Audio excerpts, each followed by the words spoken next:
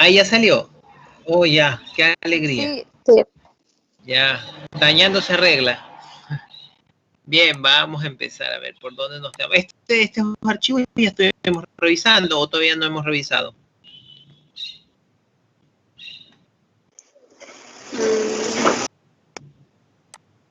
Por aquí, esto.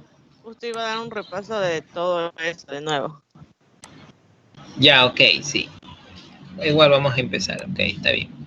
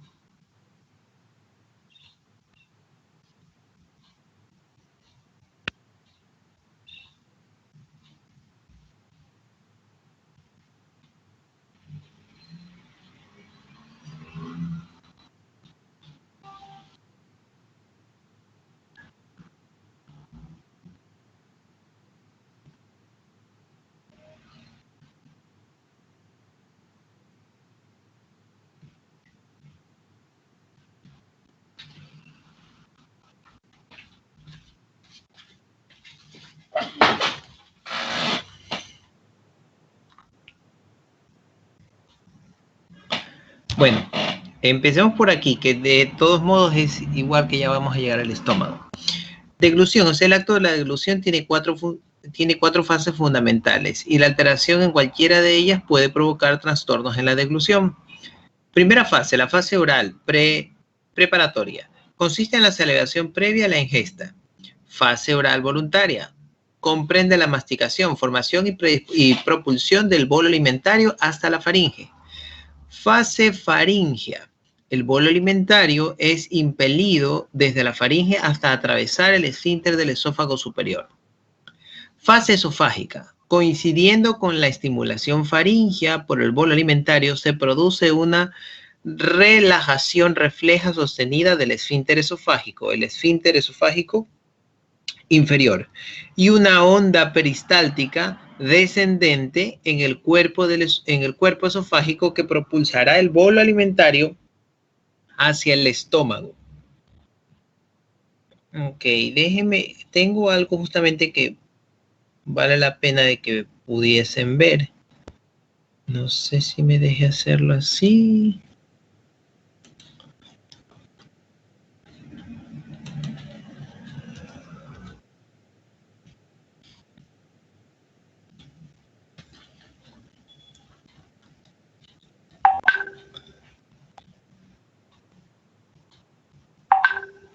¿Pueden ver la pantalla todavía? Sí, profesor, se ve todito. Ya, están viendo que estoy en WhatsApp, ¿verdad? Sí. Sí. Ya, ok. Estábamos hablando de la deglución. Quiero que vean este video, creo que es este.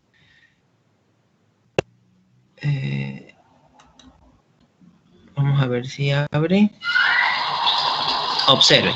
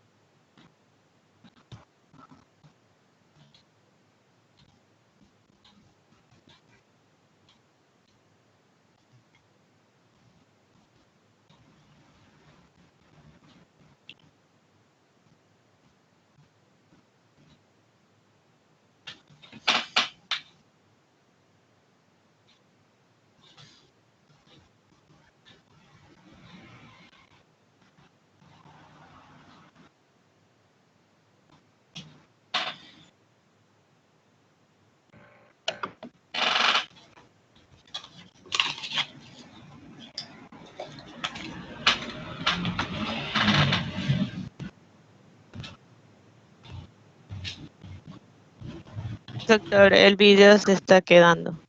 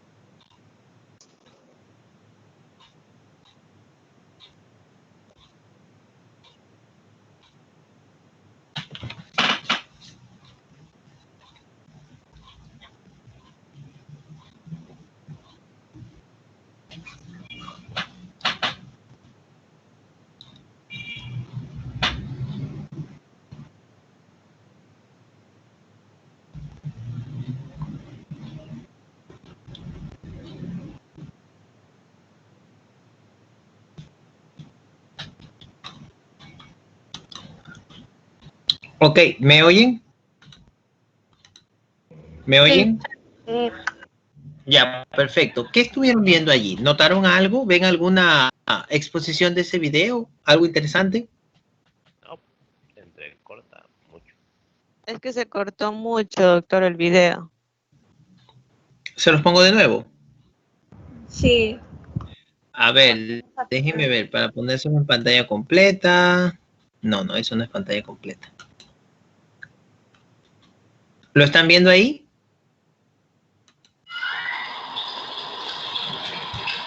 Sí, profesor. Ok.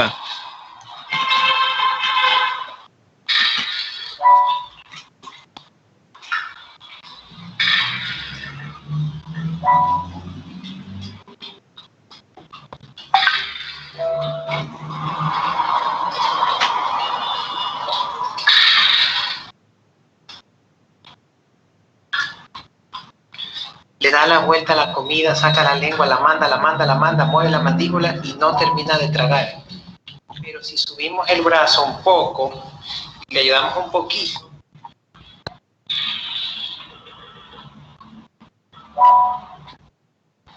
más, algo alcanza a tomar. Más es lo que babea que lo que puede tragar.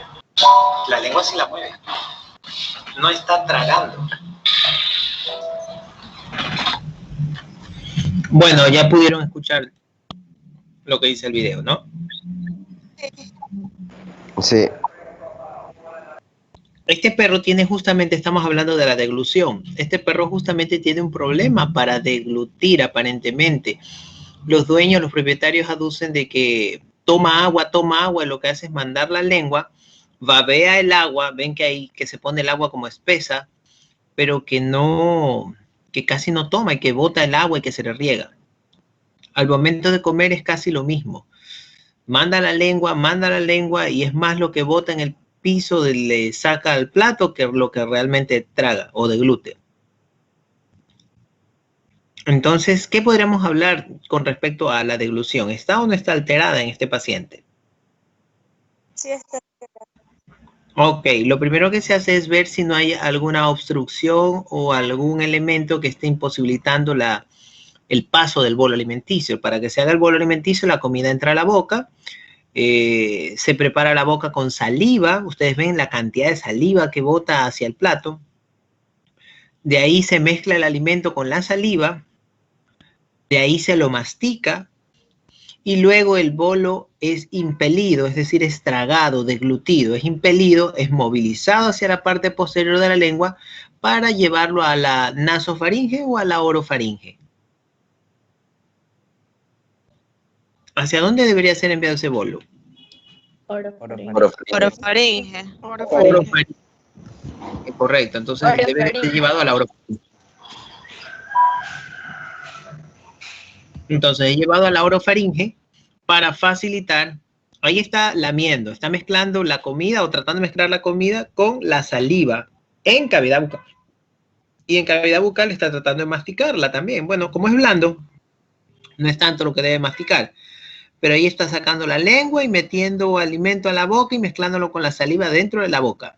Si ustedes pueden ver, el plato no disminuye, se le puso una poca cantidad y cuando nos damos cuenta el plato cada vez más se pone más baboso. El efecto de meter la comida a la boca sí se da, el efecto de la salivación también se da. Lo que se da también es que no puede ser impelido o mandado hacia la parte posterior, porque el alimento por la misma lengua que lo mete, por la misma se le baja y vuelve a caer al plato. Fue un poquito que se le puso de prueba para ver si podía comer. Si ven que ese plato está pura baba, pura saliva.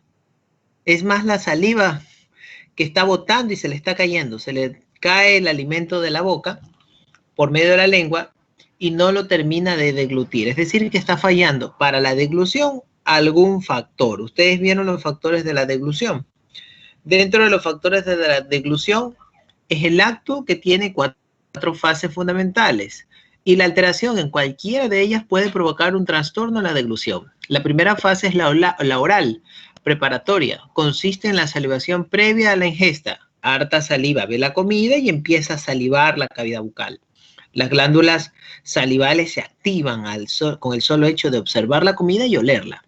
La fase 2, oral voluntaria, comprende la masticación, formación y propulsión del bolo alimenticio o alimentario hasta la faringe, o la orofaringe. Está ya saboreando la comida y mezclándola con la saliva dentro de cavidad bucal para propulsarlo hacia la parte posterior caudal, que sería hacia la orofaringe. En la fase 3, fase faringea, o sea, ya dentro de la zona de la orofaringe, el bolo alimentario es impelido hasta la faringe, hasta atravesar el esfínter esofágico superior, es decir, un pequeño esfínter laringio a nivel del esófago. Hasta allá es vehiculizada, la orofaringe es vehiculizada hacia el esfínter esofágico para entrar al esófago. Y la cuarta fase esofágica coincide con la estimulación faríngea. Por el bolo alimentario se produce una relajación refleja sostenida del esfínter esofágico, es decir, el esfínter laringio se relaja.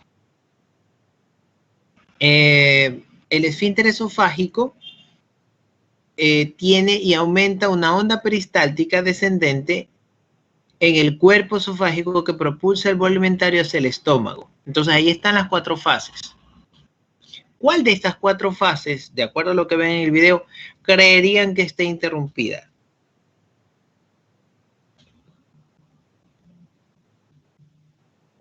La fase oral voluntaria. La segunda. A ver, está haciendo la primera, ya salivó, vemos que hay harta saliva. ¿Está metiendo la comida a la boca? Sí. ¿Está tratando de masticarla, saborearla y moverla y hacer un bolo alimenticio? ¿Sí o no? Sí. Sí. Sí. ¿Cuál está faltando? La tercera, la fase faríngea. La fase faríngea le está faltando.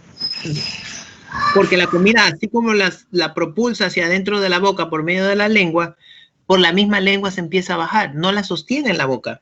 Tanto así que el plato de estar solo con comida pasa a ser un plato con comida y saliva. Como pueden ver, hay bastante saliva, miren cómo se chorrea. Bastante saliva, tenía poquita comida, era solamente de prueba, se le puso un paté con un poquito de arroz que había y para ver si tenía deseos de comer. Deseos de comer, miren, pura baba. Pura baba. Entonces, la fase de la preparación de la boca por medio de la producción de saliva sí existe, sí se da. La fase en la que mete la comida hacia la cavidad bucal sí se da. La fase en que mezcla la comida con la saliva también se da. Nos está faltando la última fase, que es entrar o enviar hacia la zona orofaringea. No lo puede hacer. ¿Qué causará esto? ¿Un objeto extraño? Sí podría ser. ¿Alguna fractura en mandíbula? Sí podría ser, que esté complicando el tragar. ¿Qué otro factor no hemos nombrado? Hemos nombrado los estructurales desde el punto de vista de mecánicos óseos y musculares. ¿Quién ordena los huesos? ¿Quién ordena los músculos? ¿Quién ordena la lengua a que ejecuten una determinada función? El sistema nervioso central. El sistema nervioso central. Correcto, el sistema nervioso central. ¿Se acuerdan ustedes cuál par craneal tenía una relación con la lengua o tenía una relación con el acto de la deglución? Era el par hipogloso. El glosofaringeo. Correcto. Estábamos hablando de que la lengua puede ser controlada por el hipogloso y el glosofaringio. ¿El glosofaringio qué número de par era? ¿Se acuerdan? El hipogloso es el 12, ¿sí o no? Glosofaringio fue el noveno. Ya, y el hipogloso el último. El último, 12avo. El 12avo, ya, correcto. ¿Puede haber alguna alteración en alguno de estos pares? Sí. Sí, alguna alteración definitivamente hay. No se afina bien todavía cuál la alteración del par craneal es, pero en eso estamos investigando. La lengua sí se mueve. ¿Se mueve o no se mueve la lengua? Sí. Ya, sí se mueve. El glosofaringio ayudaba a la sensibilidad sobre el sabor en la parte inicial de la lengua. El hipogloso, ¿a qué ayudaba en la última parte de la lengua?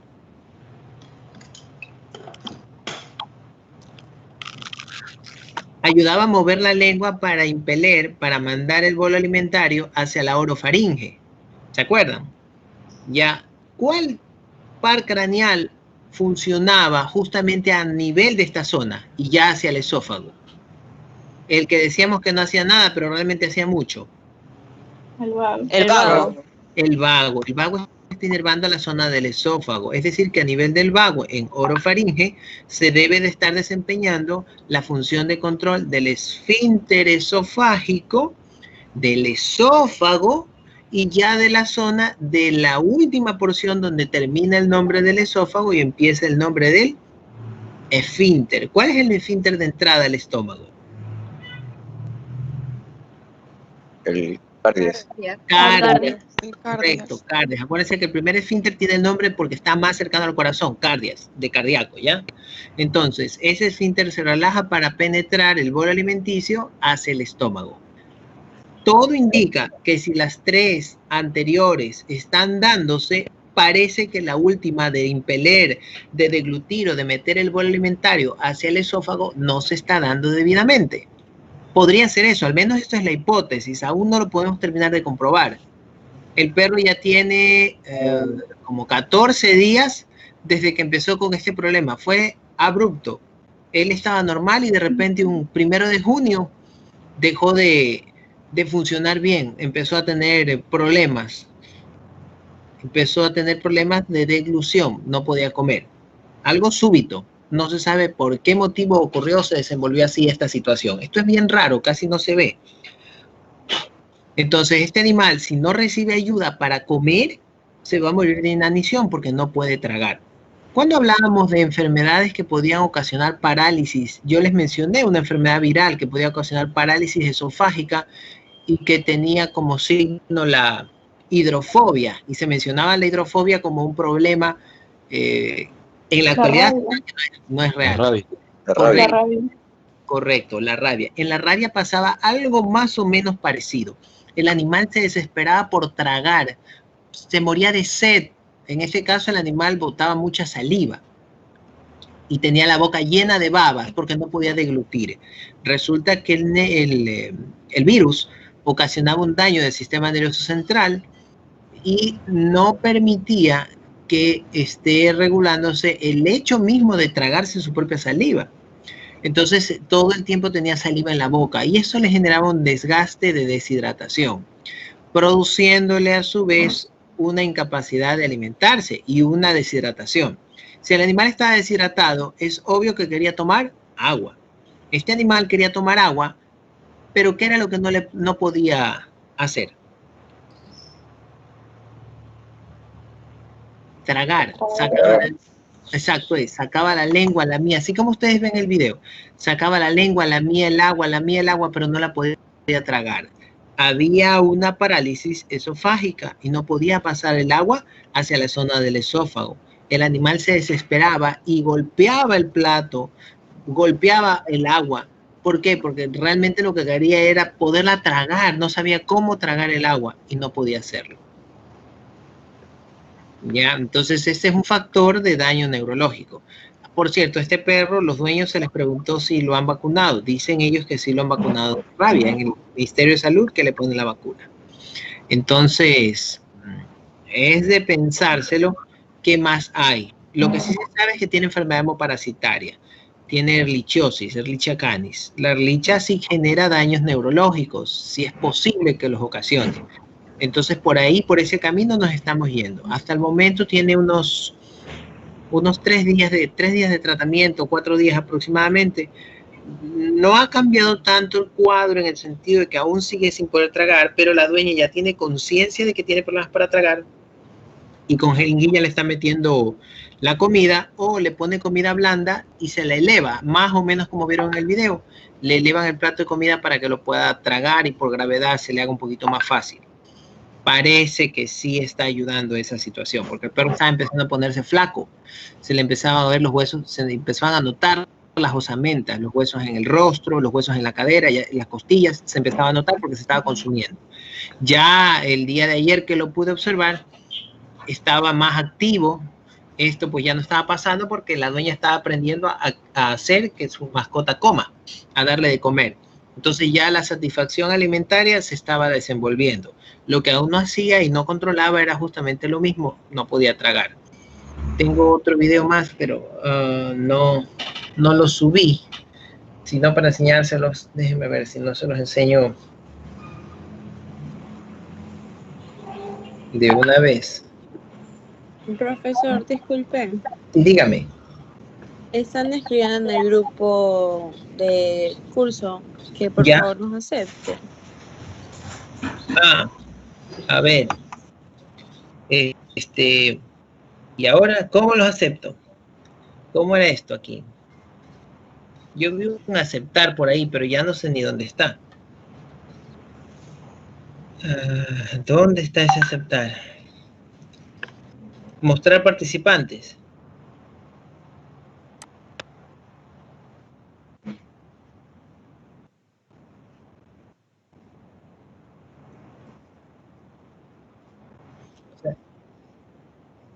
Me voy al chat.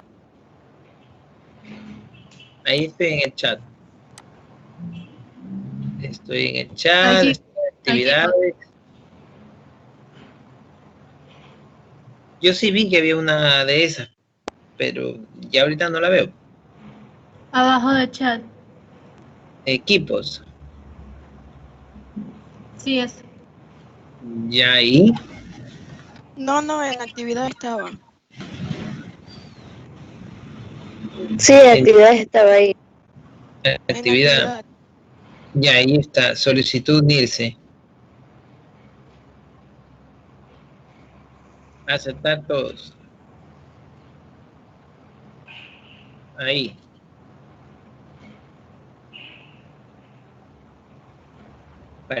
Parece que ahí es. Ya, mientras eso. Gracias, doctor.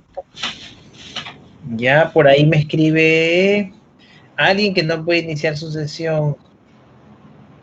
CMLL03082000. Gmail, que no puede entrar. No sé cómo ayudarle.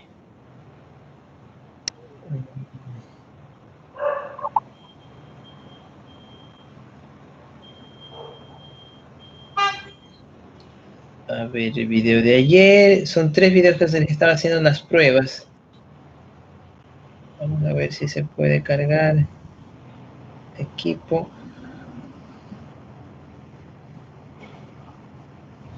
Sí, se está cargando el video.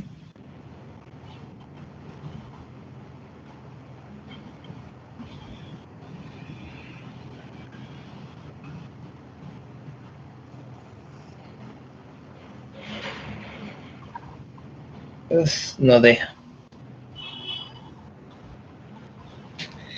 La tecnología.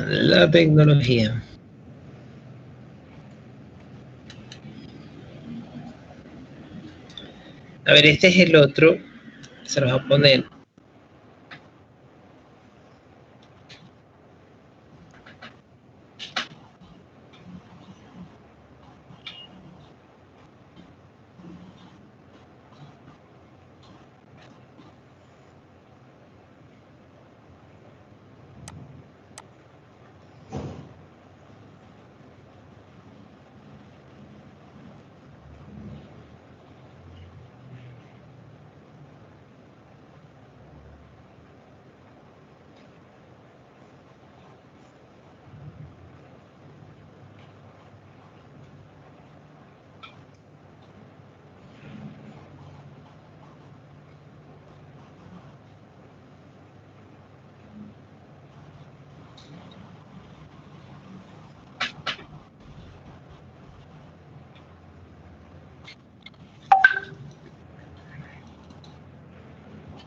Obsérvenlo ahí, la forma de comportarse.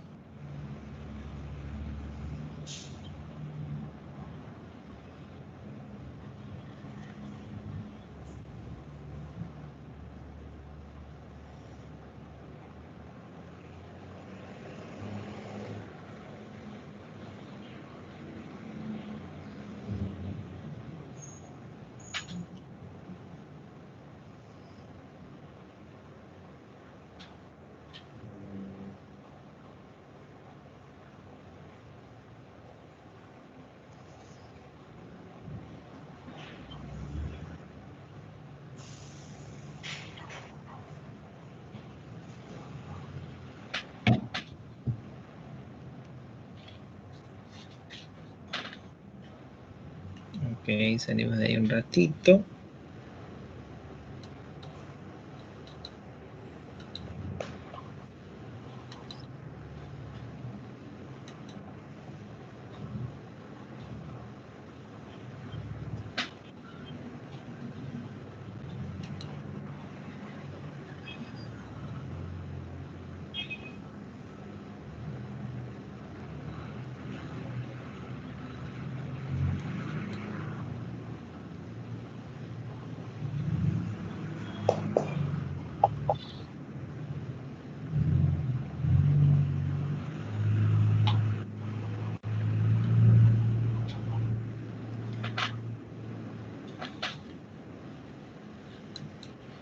Ahí observen.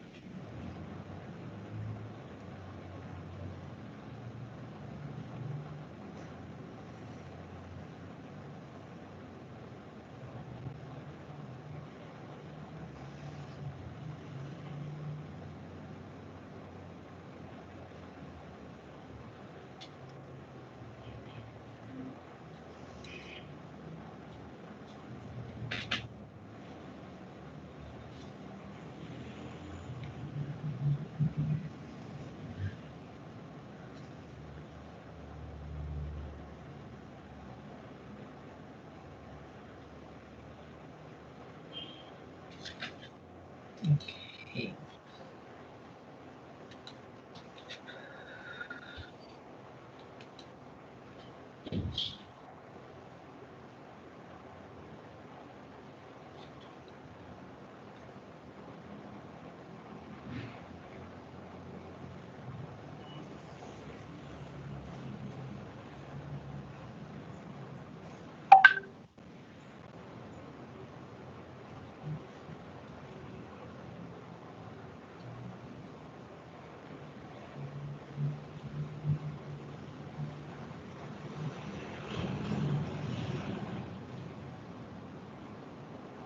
Ese es el comportamiento normal con relación a uno de los pares craneales, en donde está el oído medio o parte del oído externo está sensibilizado. Entonces estoy metiéndole una pincita en el oído y la respuesta típica característica que debe haber es que incline la cabeza al nivel en donde está el oído siendo topado, siendo excitado, siendo sensibilizado. Entonces él inclina la cabeza. Eso me da a entender que el par craneal lo está ejecutando bien, que sí tiene sensibilidad. Es justamente lo que estoy tratando de hacer allí, tratando de revisar alguna anomalía con los pares craneales. Ahí estoy tratando de ver lo que es el facial, las fosas nasales, hay respuesta del ojo, tanto el derecho como el del izquierdo. La nariz es estimulada.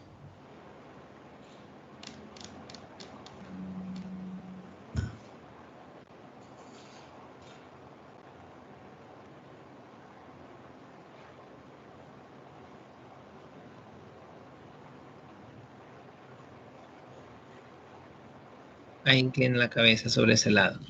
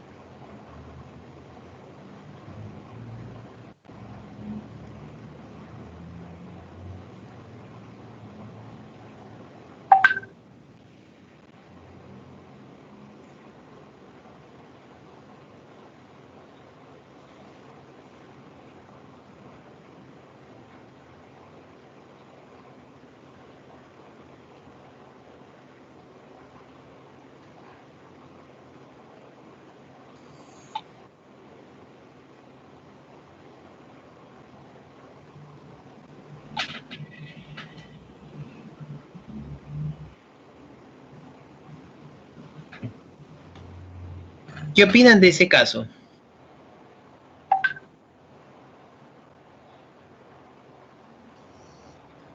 O de estos casos.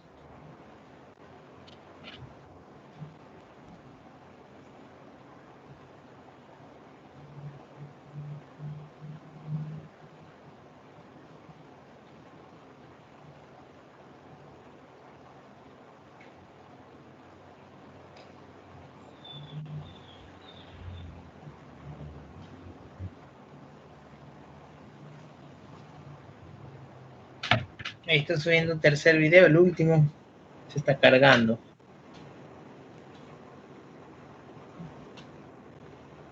Esto es de ayer. El primer video que vieron fue hace como 2 días. 2, 3 días.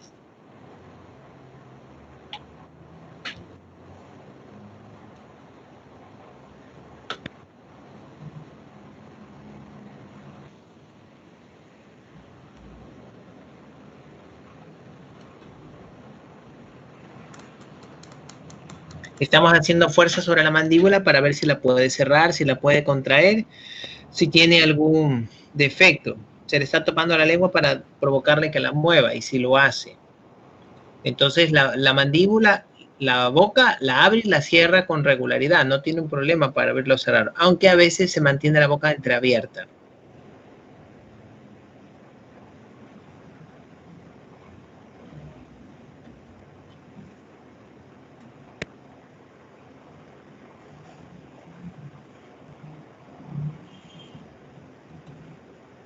Bien, entonces esto con respecto a la deglución, ya les enseñé un video para que vean la importancia de lo que es la deglución. Ya vieron las 4 fases para deglutir. Vamos ahora a la fase al estómago como tal. Alguien, por favor, que pueda leer estómago.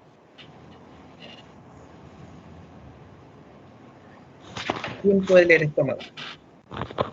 ¿Me escuchan? Sí. Sí, ok. Estómago. El estómago es la dilatación mayor del tubo digestivo, caudal al diafragma, que se interpone entre el esófago y el intestino delgado. Almacena temporalmente los alimentos y los digiere desde el punto de vista químico. La estructura del estómago está determinada por la vida y hábitos de alimentación de las distintas especies. Difiere el resto del tubo digestivo en que su pared tiene una tercera capa de fibras musculares lisas orientadas de modo oblicuo y situado en la parte interna de la capa circular. La mayor parte del estómago se encuentra situado en el epigastrio, aunque ocupa también parte del hipocondrio izquierdo. Se relaciona por delante con el lóbulo izquierdo hepático y el reborde costal izquierdo, por detrás con el riñón izquierdo, por encima con el diafragma y por debajo con el colon transverso y mesocolon. Se considera que el estómago tiene forma de J. Se puede distinguir una porción vertical y otra horizontal. El pliegue que está entre las dos porciones se llama incisura angular. Un plano que pase por la incisura angular y otro que pase por la unión esófago-gástrica. Delimitan varias partes. El fundus o fornix es la parte más alta del estómago. Está situado en la parte superior y a la izquierda del orificio de comunicación con el esófago o cardias. El ángulo que se forma entre el fundus y el cardias ayuda a evitar el reflujo gastroesofágico y las hernias del hiato. Deslizamiento de parte del estómago al interior de la cavidad torácica. El cuerpo es la zona comprendida entre el fornix y la incisura angular. Está limitada a ambos lados por las curvaturas mayor y menor. La porción pilórica o píloro tiene forma de embudo y es la zona comprendida entre la incisura angular y el esfínter pilórico, que separa al estómago del duodeno. El píloro se divide en la porción proximal o antro pilórico, que es la parte más ancha, y una porción distal o canal pilórico que es más estrecha.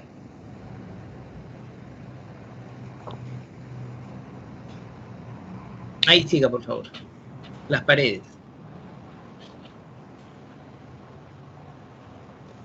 Las paredes del estómago Las paredes del estómago están formadas por varias capas. Una de ellas es muy musculosa, sirviendo sus contracciones para amasar el bolo alimenticio cuando se halla en el estómago, completando la acción mecánica y facilitando así su mezcla con los jugos digestivos. La membrana interior es una membrana mucosa que, examinada a través de una lupa, presenta unos hoyitos, en el fondo de los cuales aparece un punto oscuro.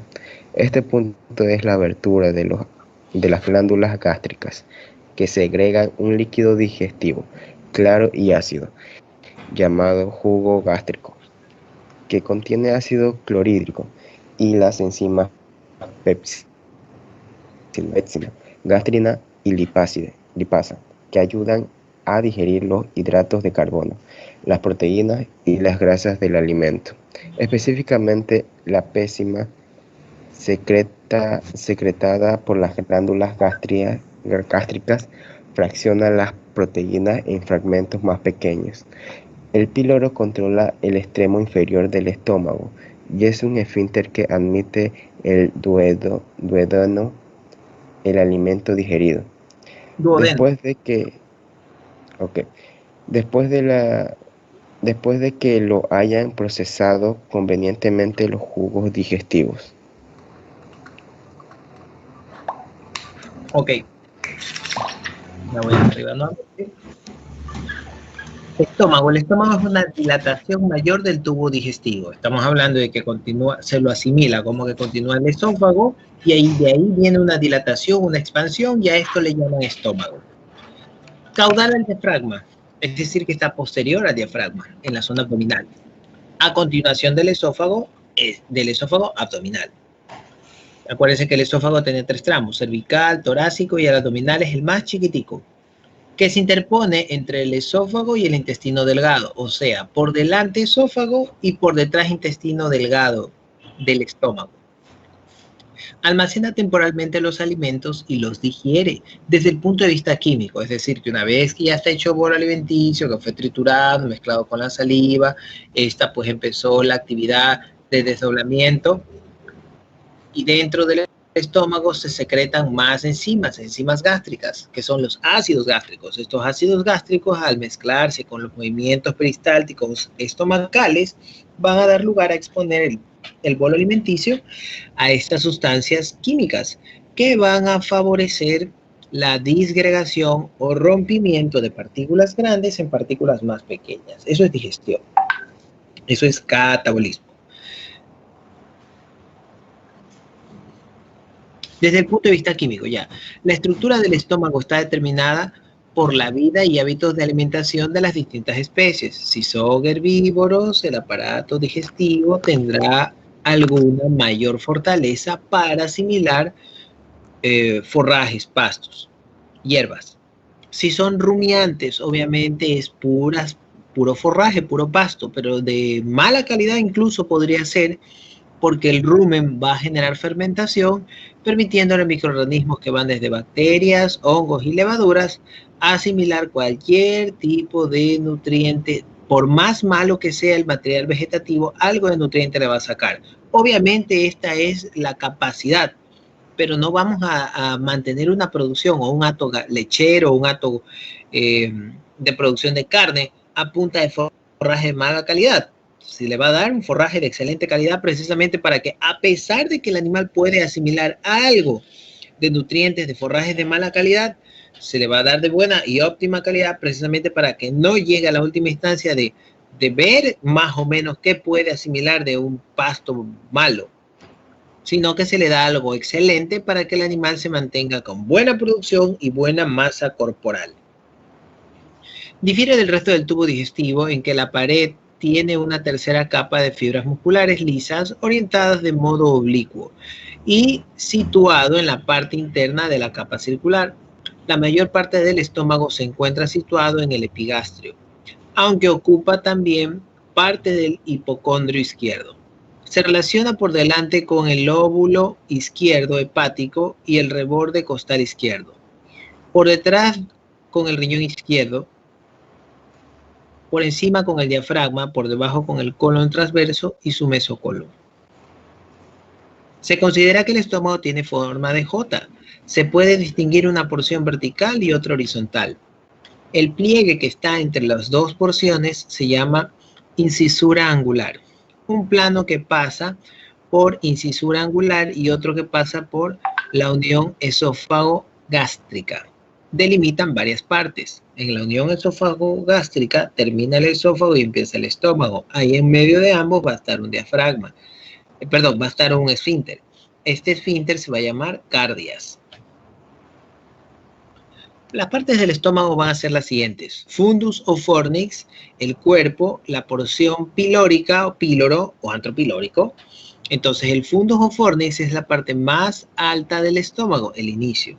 Está situado en la parte superior y a la izquierda del orificio de comunicación con el esófago o cardias.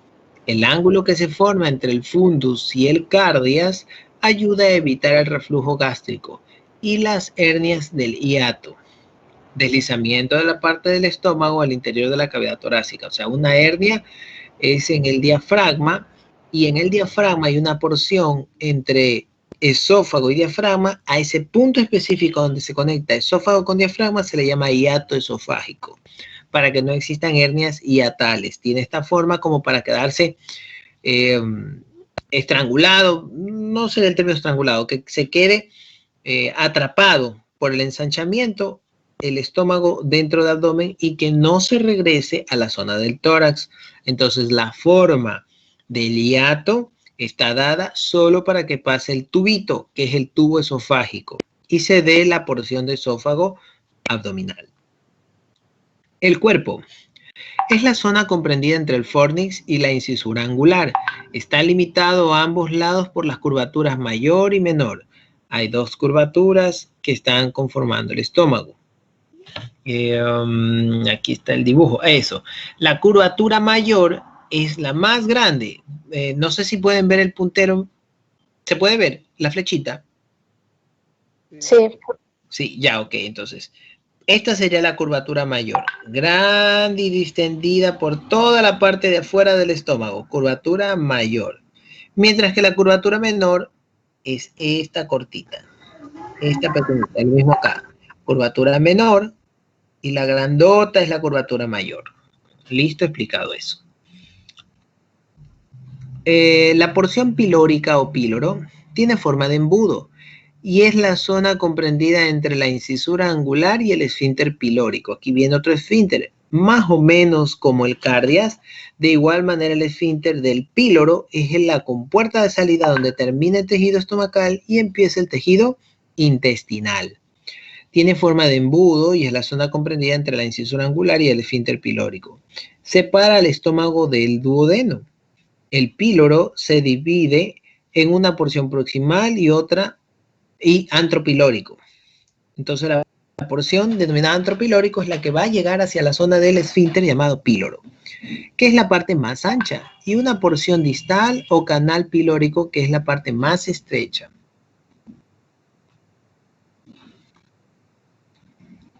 Las partes del estómago están formadas por varias capas. Una de ellas es muy musculosa, sirviendo sus contracciones para amasar el bolo alimenticio cuando se halla en el estómago, completando la acción mecánica y facilitando así su mezcla con los jugos digestivos. La membrana interior es una membrana mucosa que, examinada a través de la lupa, presenta unos hoyitos y en el fondo de los canales parece un punto oscuro.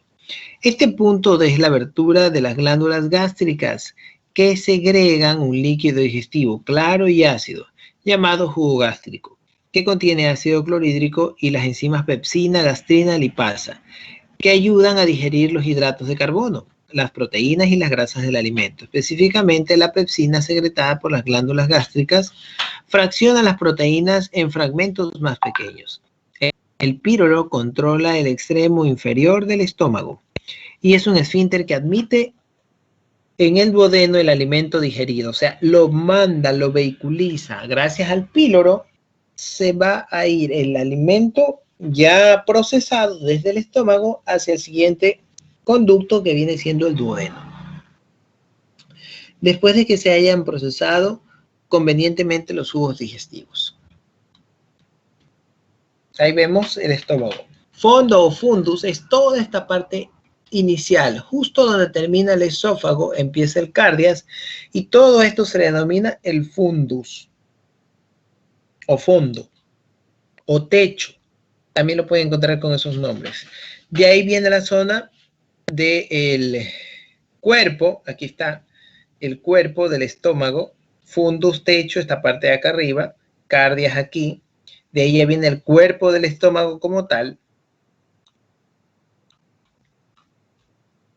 y al final vamos a tener la porción pilórica o también llamada antropilórico, que es el lado donde va a iniciarse el esfínter del píloro. El esfínter del píloro va a facilitar introducir el contenido estomacal hacia el ducto duodenal, que viene siendo el intestino delgado.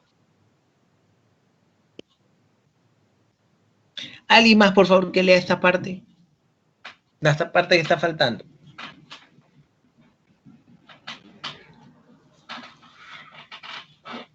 La capa mucosa. Ya, sí, por favor, lea. La pared del estómago está formada. ¿Dónde está eso? En la primera partecita. Ya yo la leo y usted lea el número 1. La pared del estómago está formada por varios tejidos característicos de todo el tubo digestivo. Número 1, siga. La capa mucosa del estómago presenta a su vez 3 subcapas. El epitelio. A. Capa epitelio superficial. Aparece bruscamente en el cardias y en el polo apical de sus células. Se distingue una gruesa capa de moco gástrico que sirve de protección contra las sustancias ingeridas, contra el ácido estomacal y contra las enzimas gástricas. B. Glándulas del cardias. Están situadas alrededor de la unión gastroesofágica. Las células endocrinas, ubicadas en el fundus, producen gastrina, molécula controlada del ácido clorhídrico presente en el jugo gástrico. C. Glándulas oxínticas, gástricas o fúndicas. Se localizan sobre todo en el fundus y en el cuerpo del estómago y producen la mayor parte del jugo gástrico. D. Se estima que el estómago posee 15 millones de glándulas oxínticas que están compuestas por 5 tipos de células. Células principales o zimógenas, células mucosas del cuello, células endocrinas, células madre. Glándulas pilóricas. Están situadas cerca del píloro, segrega principalmente secreción viscosa y espesa, que es el mucus para lubricar el interior de la cavidad del estómago, para que el alimento pueda pasar, protegiendo así las paredes del estómago. La lámina propia de la mucosa. Está formada por tejido conectivo laxo, posee glándulas secretoras de mucus y enzimas. La lámina muscular de la mucosa. Presenta 2 capas poco diferenciadas entre sí. La tela submucosa, formada por La tela submucosa, formada por tejido conjuntivo moderadamente denso, tejido de sostén que conecta o une las diversas partes del cuerpo, en el cual se encuentra. Está el vendedor ahí en su puerta. Sí. Justo se le ocurre pasar. La hojita. Parece que ya pasa. Ya, ahora sí. Formada por tejido conjuntivo. A ver, la tela submucosa. Formada por tejido subjuntivo, tejido conjuntivo moderadamente denso, tejido de sostén que conecta o une las diversas partes del cuerpo, en el cual se encuentran numerosos vasos sanguíneos, linfáticos, diferencias la tela, linfáticos y terminaciones nerviosas. Está debajo de la mucosa. La capa muscular. La capa muscular gástrica puede considerarse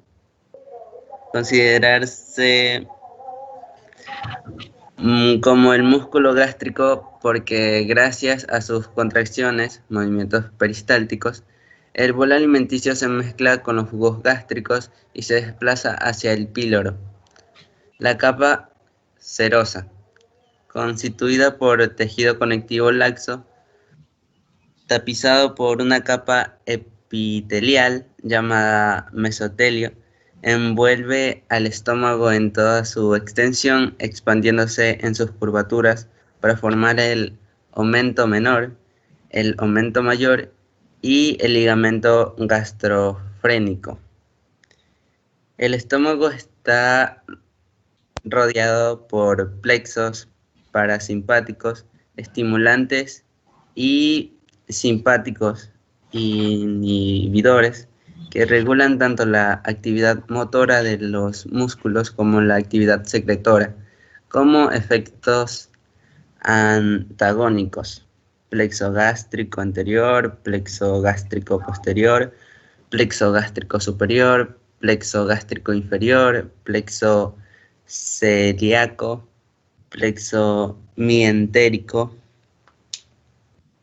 Los nervios parasimpáticos estimulan la motilidad y secreción en el tubo digestivo, en el esófago, estómago, intestino delgado, parte... ya no veo, profe. Sí. Parte superior del intestino grueso, páncreas y vesícula biliar.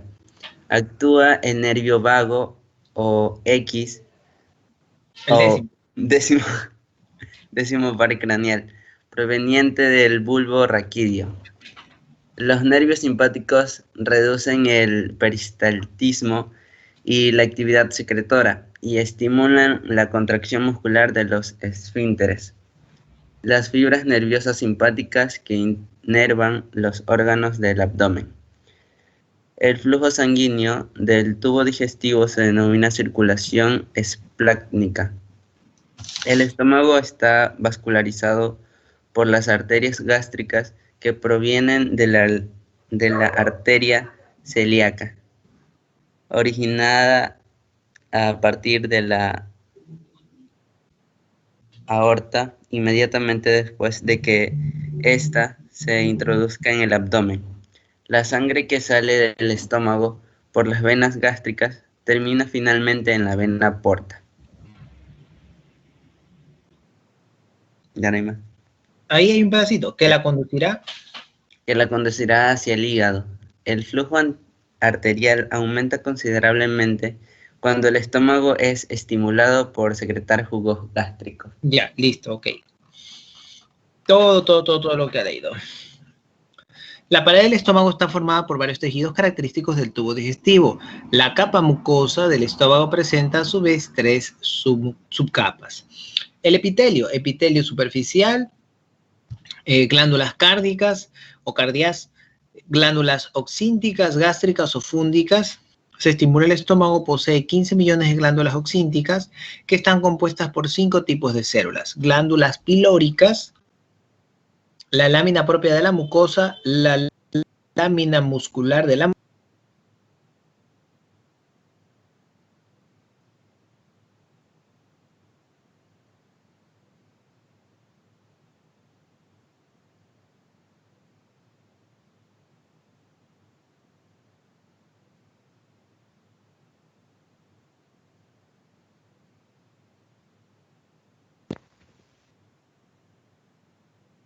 Profe, no se le escucha.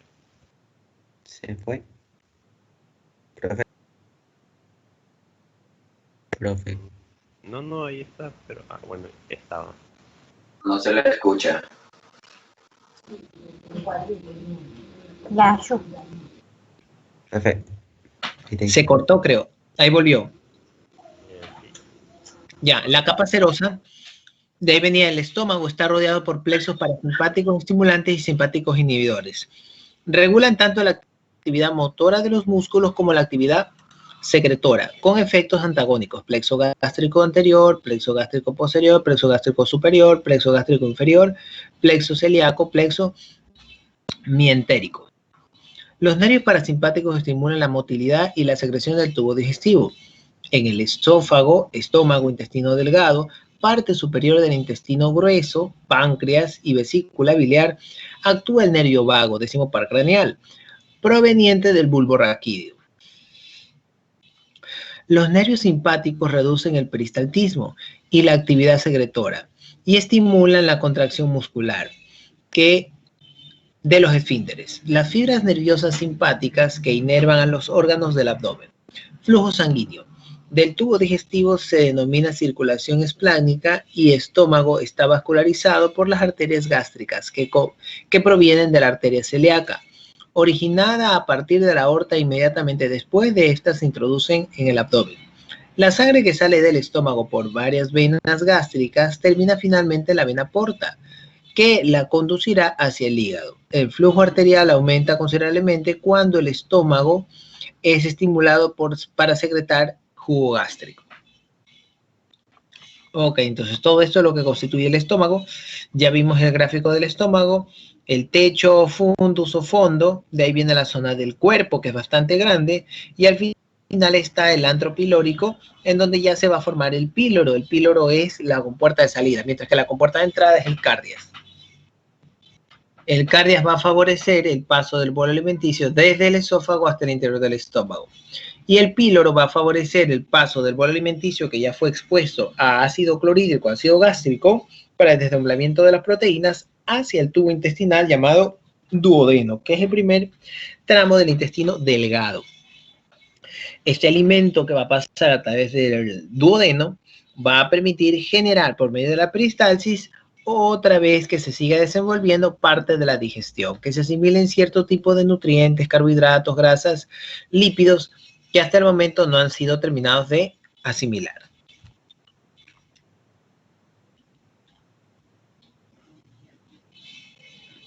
Ven que el nombre de las glándulas toman el nombre anatómico. Glándulas del cardias están situadas alrededor de la unión gastroesofágica. Son células endócrinas ubicadas en el fundus o techo o fondo. Producen gastrina, molécula controladora del ácido clorhídrico presente en el jugo gástrico. En pocas palabras, en el momento en que pasa bolo alimenticio a través del cardias, automáticamente se genera una acción de estímulo para producir ácido gástrico. Mientras el alimento no pase el cardias, la mucosa estomacal, las glándulas estomacales no van a producir una gran cantidad de ácido clorhídrico porque no hay un contenido. Más vale decir lastimarse el estómago. Glándulas oxínticas, gástricas o fúndicas, se localizan sobre todo el fundus, que vieron que era una buena porción, fundus o cuerpo, fundus o techo, perdón. Y en el cuerpo del estómago producen la mayor parte del jugo gástrico. El cuerpo va a tener una buena producción de jugo gástrico. Se estimula el estómago, posee 15 millones de glándulas oxínticas que están compuestas por 5 tipos de células. Células principales o simógenas, células mucosas del cuello, células endócrinas, células madre. Glándula pilórica. Están situadas cerca del píloro. Segrega principalmente secreción viscosa y espesa. Esa es la que van a ayudar a generar o seguir desenvolviendo la digestión. Estimula el mucus para lubricar el interior de la cavidad del estómago, para que el alimento pueda pasar, protegiendo así las paredes del estómago. Lámina propia de la mucosa. Está formada por tejido conectivo laxo, posee glándulas secretoras de mucus y enzima. La lámina muscular de la mucosa presenta 2 capas, poco diferenciadas entre sí.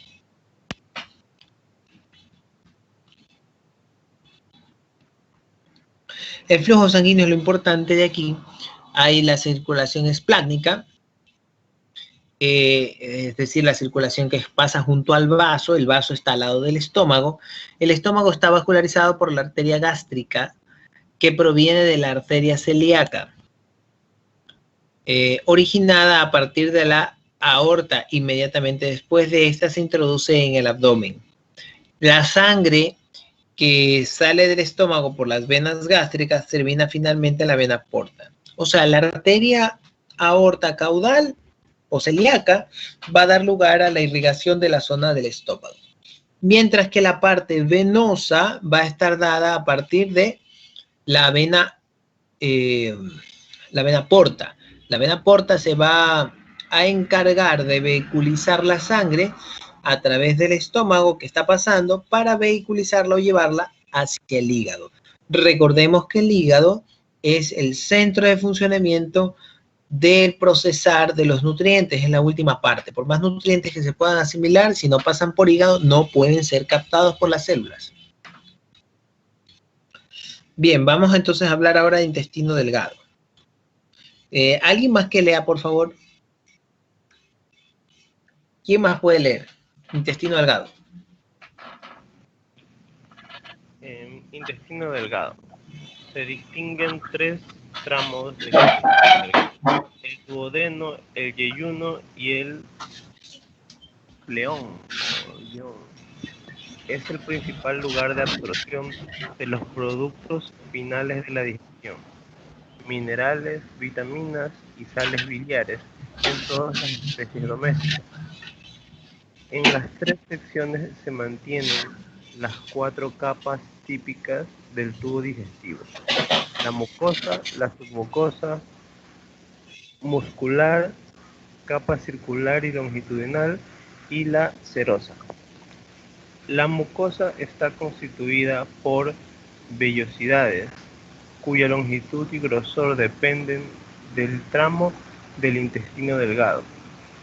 Estas vellosidades están tapizadas por el epitelio cilíndrico simple con microvellosidades y células caliciformes intercaladas. Entre vellosidad y vellosidad están las criptas glandulares o de Lieberkühn, constituidas por las mismas células que el resto de la vellosidad, y también células germinales y células de Panner. Solo en algunas especies animales, como los primates, roedores y equinos, entre otros, el epitelio de la vellosidad es sostenido por la lámina propia de tejido conjuntivo laxo. La mucosa se separa de la submucosa por una capa de músculo liso de grosor variable, la muscular de la mucosa. En la submucosa se localiza el plexo nervioso de Meissner. A nivel del duodeno se localizan las glándulas de Brunner, también en la submucosa y el ilion las placas de Peyer. Entre las capas musculares se localiza el plexo nervioso de Averbach. La serosa está compuesta por escasos tejidos conjuntivos recubiertos por mesotelio. Duodeno. Duodeno es la primera parte. Duodeno es la primera parte. Comienza en el píloro. Está suspendido por el mesoduodeno, que es corto, excepto en los carnívoros. Tiene 3 partes divididas por 2 flexuras. Duodeno craneal se dirige hacia la derecha a lo largo de la cara visceral del hígado y llega hasta la flexura craneal. Se relaciona con el hígado y páncreas y forma denominadas asas sigmoidea en el caballo, rumiantes y cerdos. El asa sigmoidea presenta un ensanchamiento llamada ampolla duodenal. El ligamento hepatoduodenal une la parte craneal del duodeno al hígado. En este punto desemboca en el conducto biliar y los conductos pancreáticos mediante las papilas duodenales mayor, colédoco y pancreático principal, y menor, pancreático accesorio. La segunda parte del duodeno es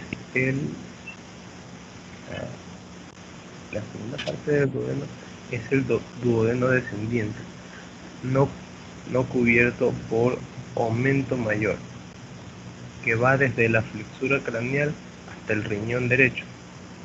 Caudal al riñón derecho está la flexura caudal, se gira hacia la izquierda y en dirección craneal, porción transversa del duodeno. Ya no veo más. Ok.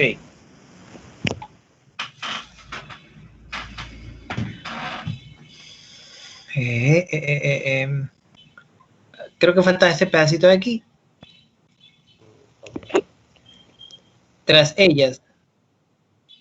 ¿Leo feo o lo dejo aquí? ¿Sí lo ve? Sí. Tras ellas está el duodeno ascendente, cerca del riñón izquierdo. Se dirige cranealmente y luego gira ventralmente en la flexura duodeno-yeyunal, la cual da paso al yeyuno. El duodeno ascendente se une al colon descendente por el pliegue duodenocólico.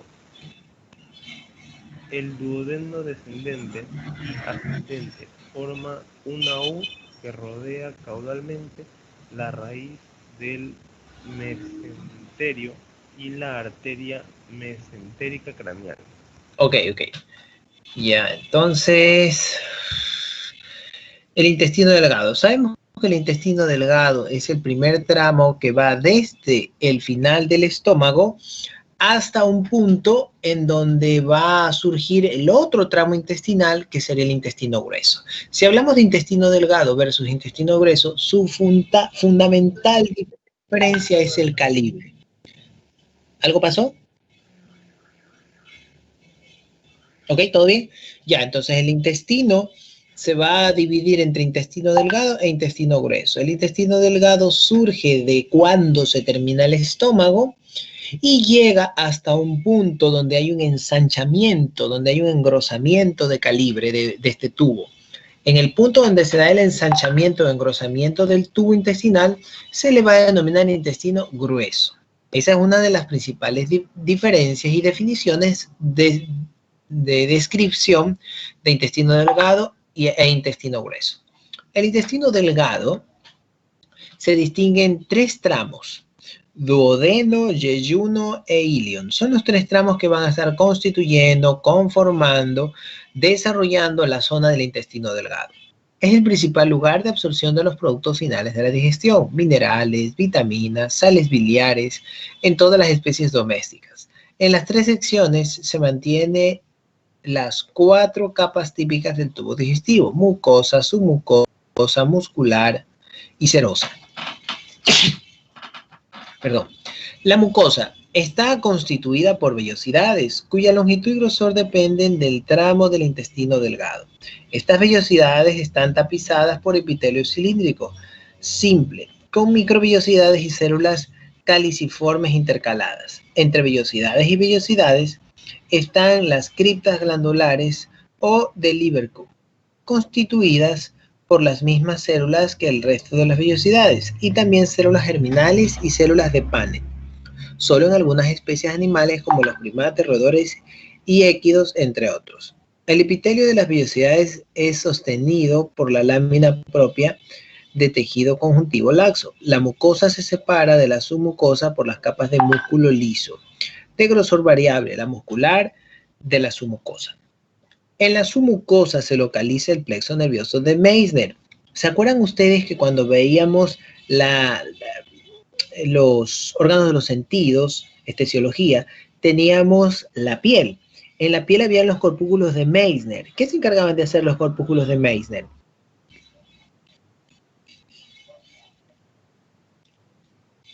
El fin de la piel en relación a los órganos era generar una posible sensibilidad.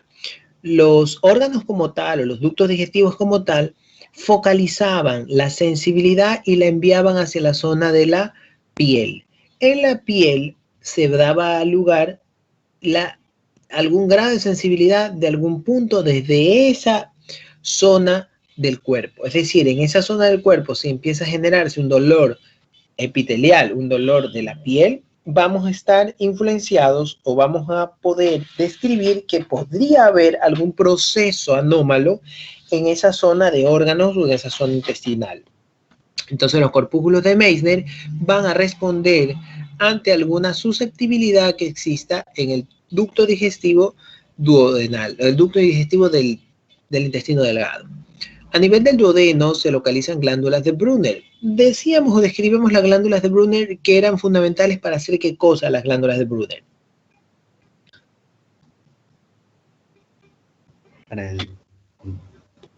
¿Se acuerdan? Las mencionamos a su profesor Bruno, decíamos. Que produce el jugo intestinal. Correcto, las glándulas de Brunner van a producir el jugo intestinal. ¿Y para qué sirve el jugo intestinal? Para lubricar y para qué más. La alcalinidad del bolo alimenticio. Correcto, porque el bolo alimenticio viene con qué tipo de pH. Ácido. Ácido, correcto, porque el estómago es ácido o alcalino. Ácido. El estómago es ácido y es muy, muy ácido. Entonces, el bolo alimenticio que sale del estómago pasando por el píloro, antropilórico y píloro, obviamente va a ir cargado de acidez. En el momento que se adentra a la luz del intestino delgado, las glándulas de Brunner se activan automáticamente produciendo esta secreción alcalina llamada jugo intestinal. Lubrica y permite el paso del bolo alimenticio, pero a su vez también va cambiando el pH para poder generar la fisiología de digestión en otros tramos de forma mecánica.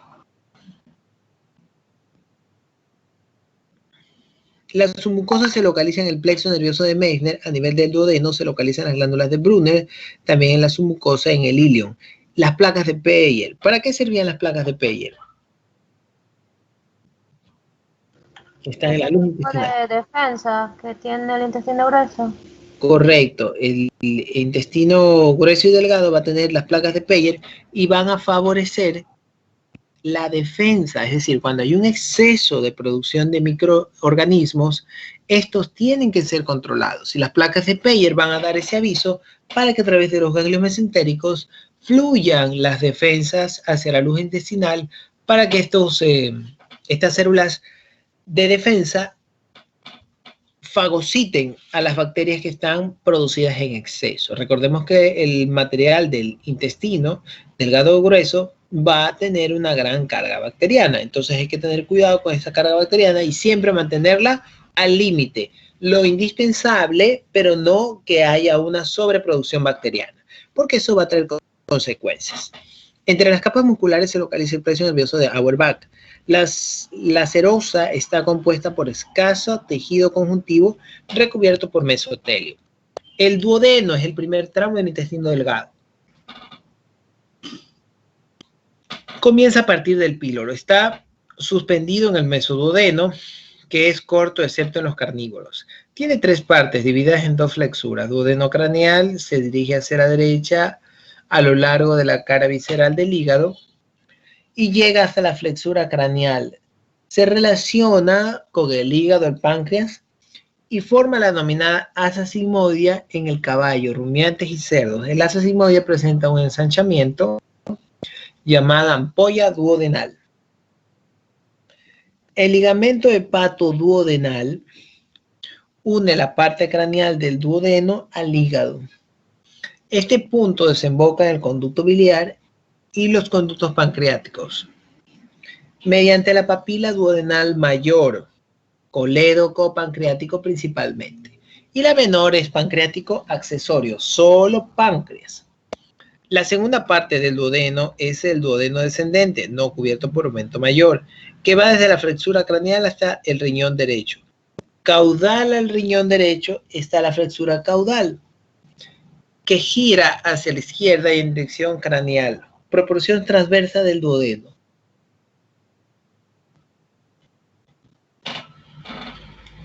Tras ella está el duodeno ascendente, cerca del riñón izquierdo, que se dirige cranealmente y luego gira ventralmente a la flexura duodenal, la cual da paso al duodeno cólico. El duodeno descendente y ascendente forman una U que rodea caudalmente la raíz del mesenterio y la arteria mesentérica craneal.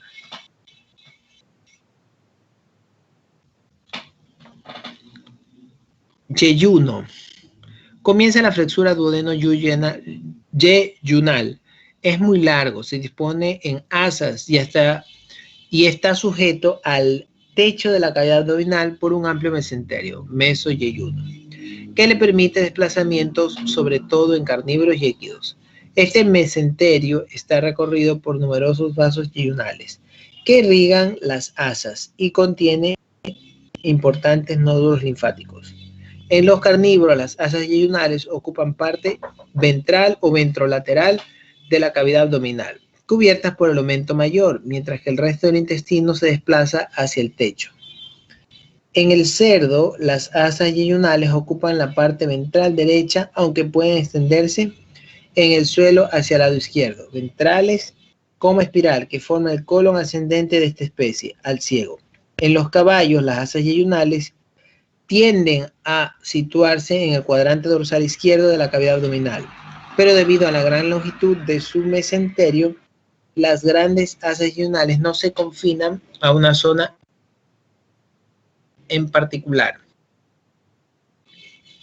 ¿Quién lee, por favor, el ilion? Que ya queda poquito del ilion. Ilion.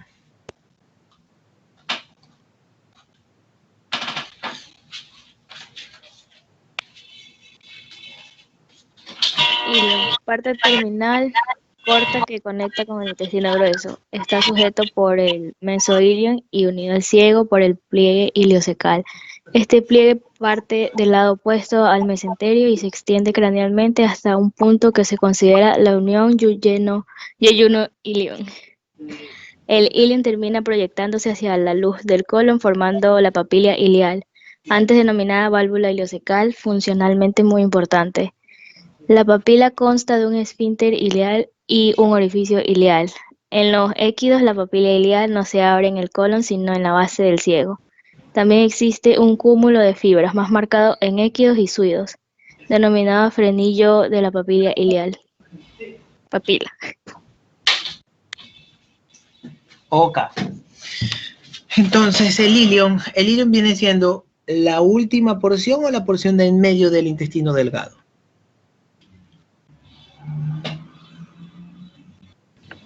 La última. La última, ¿verdad? Porque ya teníamos duodeno, yeyuno e ilion. El ilion es la parte terminal corta que conecta el intestino grueso, es decir, termina el delgado y se inicia el grueso. El grueso es porque el calibre es mucho más amplio. Está sujeto por el mesoilion y unido al ciego por el pliegue iliocecal. Este pliegue parte del lado opuesto al mesenterio y se extiende cranealmente hasta un punto que se considera la unión yeyuno-ilion. El ilion termina proyectándose hacia la luz del colon, formando la papila ileal, antes denominada válvula iliocecal. Funcionalmente muy importante, válvula iliocecal, papila ileal, también le llaman barrera del boticario, o también válvula iliocecal. Funcionalmente muy importante, la papila consta de un esfínter ileal y un orificio ileal. Los équidos, la papila ileal, no se abre en el colon, sino en la base del ciego. También consiste en un cúmulo de fibras más marcado en equinos y suidos, denominado frenillo de la papila ileal. Bueno, aquí vamos a ver un gráfico. Ustedes pueden ver que todo lo que está del 5, 5, 5, 13, 1, 2, 3, 4, 5, 12, 5, 13, 6, todo es intestino delgado. ¿Ven el cambio que se da abruptamente del 6 al 7? Si notan el cambio de calibre. Miren el 6, el calibre, la dimensión, y miren el 7. ¿Hay o no un cambio de calibre entre el 7, 8, 9, 10 desde el 6? Sí. Sí. Sí. Es muy notoria la diferencia o el esquema distinto que hay entre intestino delgado, que es hasta el número 6, y lo que corresponde al intestino grueso, que es a partir del 7 en adelante. Vamos viendo los números. El número 6 corresponderá al ilion. ¿El ilion era la última porción del intestino delgado? Sí. Correcto, correcto. El número 7, ¿qué es el número 7? Intestino... El ciego. ¿El ciego, que le pertenece al intestino delgado o le pertenece al intestino grueso? Grueso. Intestino grueso. Correcto, el intestino grueso. Entonces, aquí va a haber un cambio de calibre. En este cambio de calibre va a estar lo que se le denomina la válvula iliocecal. Algunos autores también le llaman la barrera del boticario o válvula de Bowhin, cualquiera de esos nombres. Entonces, la válvula iliocecal es el cambio de calibre entre el intestino delgado y el intestino grueso. La válvula de Bowhin es lo mismo decirlo, o la barrera del boticario. ¿Por qué le pusieron barrera del boticario a esta zona los primeros anatomistas? ¿Por qué creían que a la válvula de Bowhin le decían la barrera del boticario?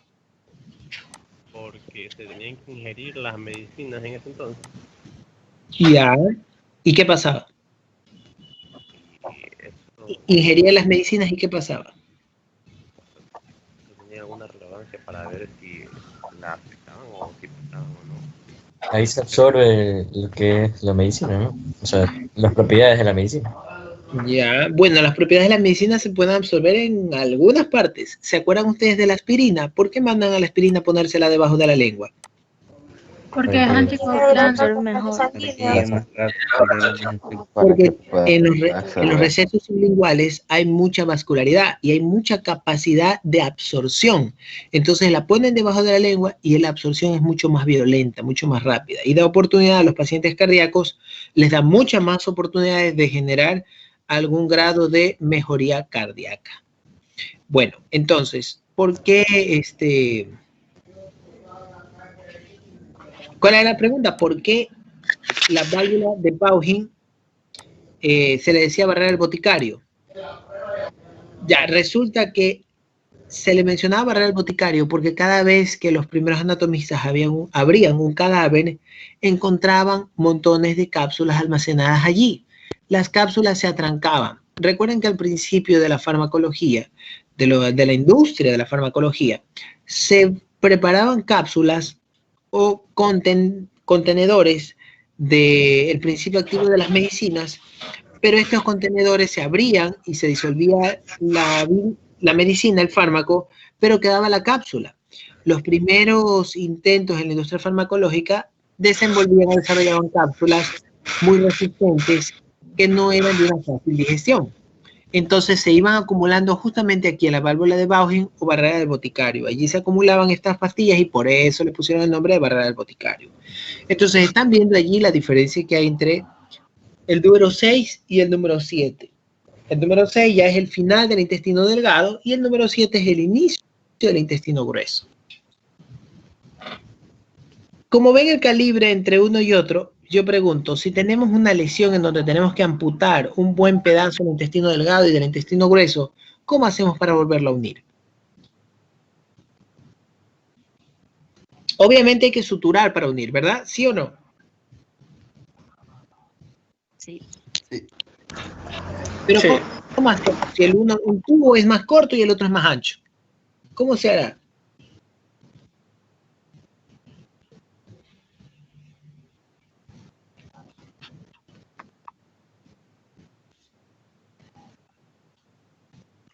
¿Pero qué parte se le saca? Normalmente, si hay que hacer algún tipo de corte en intestino delgado, se va, por ejemplo, en megacolon, se va el primer tramo de intestino grueso. O sea, 7, 8 y 9. Ajá. ¿Cómo hacen para el 8 o el 9? donde están las rayas, ¿se ven las rayas negras? ¿Cómo hacen para unirlo al número 6? ¿Le ponen alguna prótesis? No. La válvula. No, ninguna prótesis. Por medio de la válvula. Ustedes cauterizan, pero solo evita que sangre, pero no se pega. ¿Qué dijo la señorita? Por medio de la válvula. Forma de ver la válvula. No entendí. Que por medio de la válvula se unirían. Pero es que la válvula se va, en la extirpación ya se va esa válvula. Profesor, ¿puede repetir la pregunta? La pregunta es, ¿cómo hacen para unir el calibre del intestino delgado con el calibre del grueso? Miren el número 9 o el número 10 y miren el número 6. ¿Cómo unen el fino con el grueso? Si hay que amputar, hacer un proceso quirúrgico. Por algo el delgado es delgado y el grueso es grueso.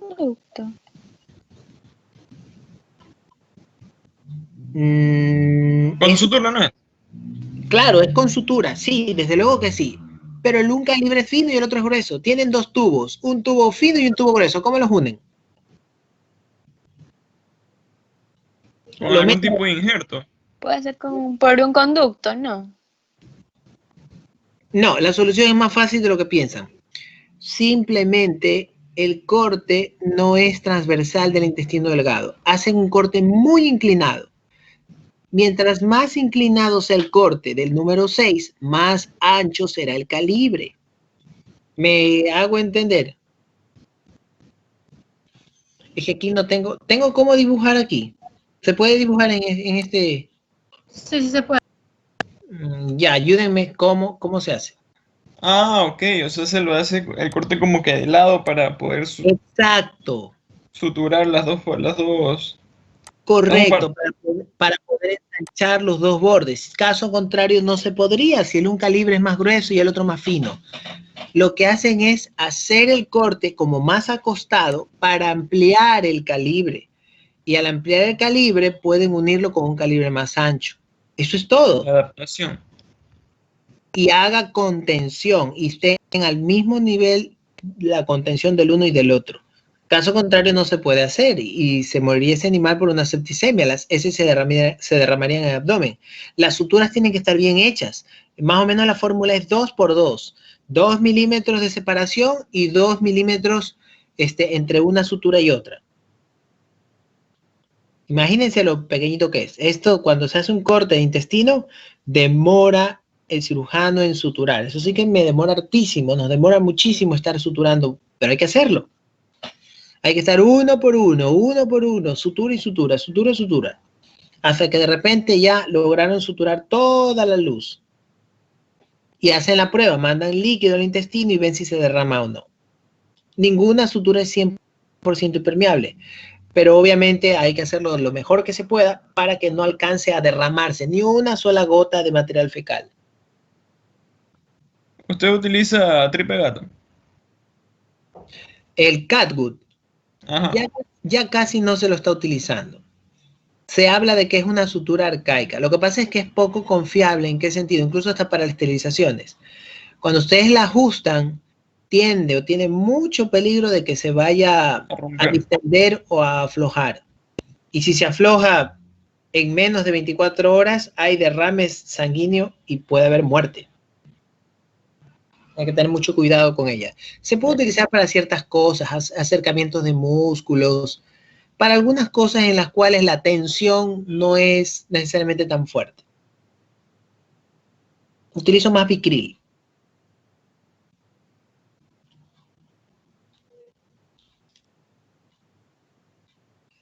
¿Alguna pregunta?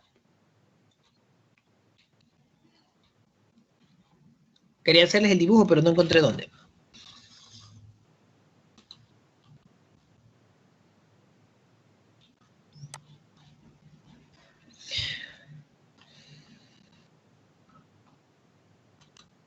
Pero señale, pues, profe. ¿Por dónde se haría la sutura o el corte, mejor dicho? Bueno, el corte realmente es donde lo necesiten, pero más o menos es entre el 6 y puede ser hasta el 10. Si ven la línea que hay en el 9, tiene dos líneas. Hay una línea negra de un lado y una línea negra del otro. ¿Sí ven las líneas? Sí. Ya. Para ustedes hacer el corte, si ustedes hacen un corte justamente a nivel de la línea, les queda un calibre, ¿verdad? Una apertura. Si ustedes esa línea la inclinan o la agachan cada vez más, ¿es más grueso o más ancho el corte? ¿Sí o no? La boca que queda, ¿es más gruesa, más amplia? Mientras menos parada esté la línea, mientras más la acuesten, esa línea les dará una boca más grande. ¿Se entiende o no? Sí. Ya, la línea está recta. Mientras más la vayan acostando, más amplia será la boca que quede de ese corte. Esto lo aplican, pero en el número 6. Lo acuestan, hacen una línea casi acostada, cosa que queda bien amplio el corte y ese sí empata con un calibre normal de intestino grueso. Y ahí unen sutura tras sutura. Es esa la técnica, no hay que poner injertos, no hay nada de lo demás. Es mucho trabajo, mucho inconveniente. Se sutura de forma directa, pero el corte que se hace en el intestino delgado es un corte a ras, pero muy inclinado, para que quede un amplio calibre de diámetro de unión hacia el intestino grueso. ¿Para qué servían las glándulas de Brunner? La alcalinidad. Alcalinizaba el bolo alimenticio que salía del estómago. ¿Qué función tenían la zona de Meissner a nivel de la piel? Los corpúsculos de Meissner. Sensibilidad. ¿De quién? ¿De la piel o de la zona entérica? De la piel. ¿Quién siente, la piel o el intestino? El intestino. El intestino capta la sensibilidad, pero no nos hace sentir nada, a menos que mande esa captación, la mande a la piel y se active el corpúsculo de Meissner. Por eso es que nosotros nos tocamos el abdomen, nos tocamos un lado de la zona abdominal y decimos, ay, nos duele la tripa, dicen los españoles, nos duele el estómago. Y se topan el abdomen cuando ven un niño que está con dolor de panza. El niño se encorva y se toca la barriga. Realmente él no puede sentir el estómago. Lo que está sintiendo es la sensibilidad que proviene del estómago y se va hacia la zona de la piel y le provoca dolor, compactación, le provoca sensibilidad. El niño está sintiendo la zona de la piel que le está generando un proceso de dolor. ¿La piel es la que está doliendo? No, la piel es la que está avisando de la molestia que hay a nivel de estómago por medio de los corpúsculos de Meissner. Eso lo vimos en estesiología, ¿se acuerdan? ¿Sí se acuerdan? Sí. Ya, perfecto. Lo otro, ¿qué es la válvula de Bowring? O válvula ileocecal, o barrera del boticario. Es el cambio de calibre. El punto de unión de los... El grueso. Correcto. El cambio de calibre o el punto de unión entre el intestino delgado y el intestino grueso. ¿Cuál es la última porción del intestino delgado? Ilio. ¿Cuál es la primera porción del intestino grueso? El ciego. El ciego. Perfecto, muy bien, comprendido, comprendido. ¿Cuál era la curvatura mayor y la curvatura menor? ¿A quién le pertenecen esas curvaturas? El estómago. Al estómago. Al estómago, correcto. ¿El estómago cuántas porciones tenía? 3. 3. Techo, fundus, cuerpo y antro. Pilórico. Antro pilórico. ¿Sí saben que antro se les dice a las discotecas en México? Sí. Ya acuérdense de eso. Entonces, techo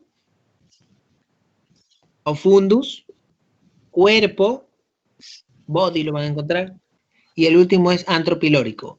En el antro pilórico se encuentra el cardias. No. ¿Dónde se encuentra el cardias? En el techo. A nivel del techo y Por qué el otra techo. a nivel del techo y qué otra parte. cerca del corazón. Es la porción de esfínter más cercana al corazón. Ya, ok, está bien.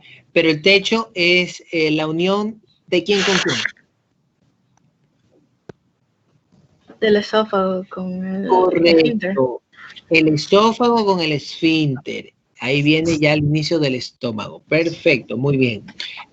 Las glándulas secretoras de jugo gástrico se encuentran también en el cardias.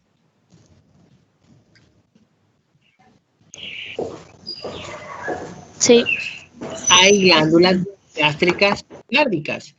Cuando pasa por medio del esfínter esofágico del esfínter cardial, ¿se activa o no se activa la producción de ácido clorhídrico? Sí. Ya se activa, se empieza a activar. Esta sensibilidad le manda una señal al cerebro y el cerebro genera una respuesta que es la secreción del ácido gástrico. Muy bien, ya se nos va a acabar la hora, ¿verdad? Sí, ya lleguemos hasta allí, hemos visto bastante.